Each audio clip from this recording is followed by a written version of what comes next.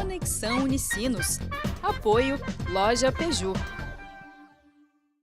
Olá, hoje é quarta-feira, 7 de maio. E você acompanha a Conexão Unicinos pela TV e pela FM 103.3. Nanotecnologia voltada para a alimentação. No quadro Conectados, você vai ver uma reportagem sobre como essa ciência é utilizada na produção de alimentos. No estúdio, você confere a terceira entrevista da série sobre alimentação e nutrição. Hoje, a discussão é relacionada às políticas de segurança alimentar. E ainda você fica por dentro dos detalhes da previsão do tempo para o Vale dos Sinos e para todo o estado. Eu sou Rodrigo de Oliveira. Eu sou Vanessa Iores. Conexão Unicinos está começando agora. Fique com a gente.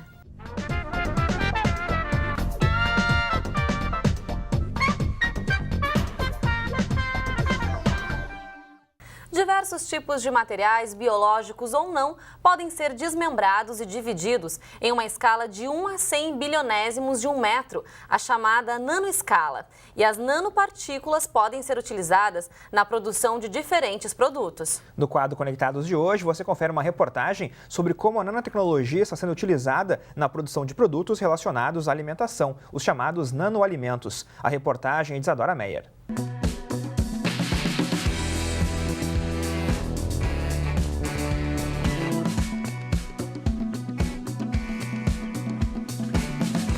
O tamanho de uma nanopartícula é 1 metro dividido por 1 bilhão de vezes. Mas como será que um pedaço tão pequeno pode ser usado na produção de alimentos e produtos relacionados à alimentação?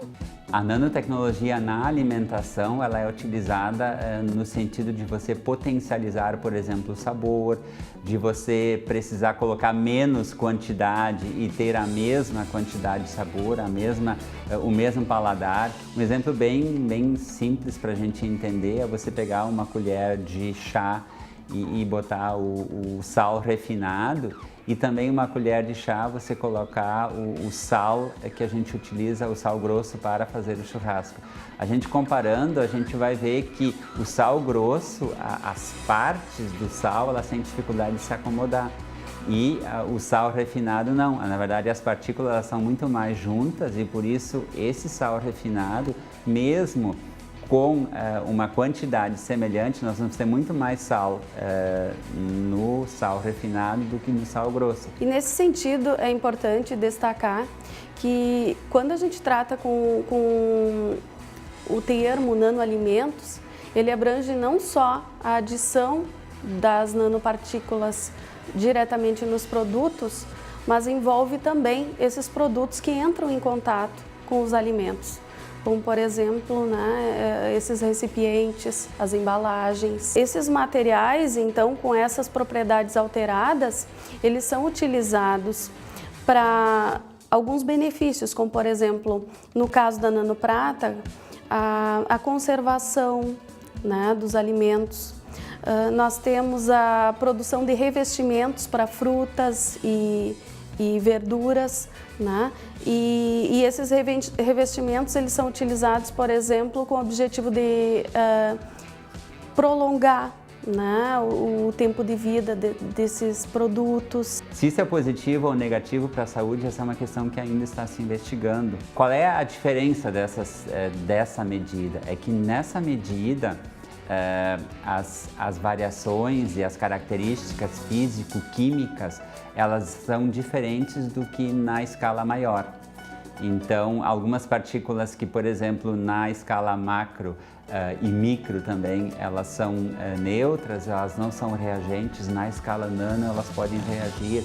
Algumas, por exemplo, podem ser explosivas, podem surgir efeitos tóxicos. Então, há preocupação nesse sentido, porque os riscos com as nanopartículas, eles podem ser provocados pelo contato, que se dá no momento do transporte, no momento da conservação ou até no momento da preparação desses alimentos. As nanotecnologias, tanto em relação aos alimentos quanto em qualquer outro setor em que elas venham a ser utilizadas, existe ainda uma grande dúvida sobre qual é o potencial de risco que essas nanopartículas podem gerar. Então essa é uma grande interrogação.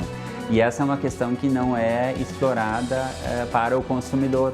O consumidor hoje, em grande parte, e sempre focando aqui no nosso caso na questão dos alimentos, o consumidor acaba levando o produto para casa sem saber que ele está levando um produto que tem características novas, características modificadas, e ele está levando uma grande interrogação. E é uma preocupação que nesse momento não está sendo passada para o consumidor por vários motivos. Ou porque a própria empresa que desenvolve não sabe exatamente qual é a dimensão do risco, ou porque ela não quer informar, já se ouviu isso, inclusive de não se querer informar, porque isso poderia levar a uma redução no consumo e aí uma redução também de investimentos no desenvolvimento dessa indústria. Existe um inventário sobre os produtos com nanotecnologia já comercializados no mundo. Esse inventário, ele traz uma relação que é parcial, tá? Mas existe uma lista de mais de 200 produtos já comercializados no mundo. O Brasil não está nesse inventário, mas existem alguns produtos já produzidos no Brasil com nanotecnologia, especificamente no tocante a nanoalimentos. Tá? Então, nessa relação mundial que a gente encontra num site da PEN, que trabalha é um projeto sobre nanotecnologias emergentes, a gente encontra produtos como refrigeradores, né, que utilizam a nanoprata, que tem efeito antibiótico. Né? A gente encontra recipientes para conservação dos alimentos, são encontrados também filtros de água. As nanotecnologias, elas têm sido objeto de discussão, especialmente nessa questão regulatória. Então, alguns grupos, tanto no Brasil quanto fora dele, estão discutindo essa questão regulatória. O que me parece que está acontecendo é também uma necessidade de uma mudança paradigmática no próprio direito. Porque para o direito e para a sociedade jurídica como um todo, não só brasileira, mas também internacional, se falava até agora em regulação quando nós tínhamos uma lei. Então, o Poder Legislativo era o responsável pela edição da regulação de determinada matéria. Mas, em função de todas as incertezas que eu relatei, talvez não seja o Poder Legislativo que vai regulamentar essa matéria. Legal, e a gente segue falando sobre essa produção do Conectados. Para isso recebemos a Isadora Meyer, que é responsável pelo quadro. Oi, Isadora, tudo bem? Oi, Rodrigo. Oi, Vanessa, tudo bem? Tudo bem, Isadora. Bom, a gente quer saber, a gente ficou curioso, né, Rodrigo, para saber que alimentos presentes aí no nosso dia a dia têm essa tecnologia. Bom, até eu fiquei meio surpresa, né, quando eu fui ver a lista de alimentos que possuem. Tem alguns alimentos que são comercializados aqui no Brasil, que inclusive até eu já consumi, a maioria das pessoas já devem ter consumido, né? Algumas marcas de chocolate, de iogurte, até de coco ralado utilizam a nanotecnologia na produção desses alimentos. Então, fiquei meio surpresa, assim, em descobrir que são alimentos tão comuns que possuem essa tecnologia. Mas como isso é muito novo, muitas pessoas não sabem, então, né, se tem nanotecnologia ou não no produto. Tem alguma forma, Isadora, de a pessoa saber, então, que tem nanotecnologia naquele pedaço de chocolate que ela está comendo, por exemplo?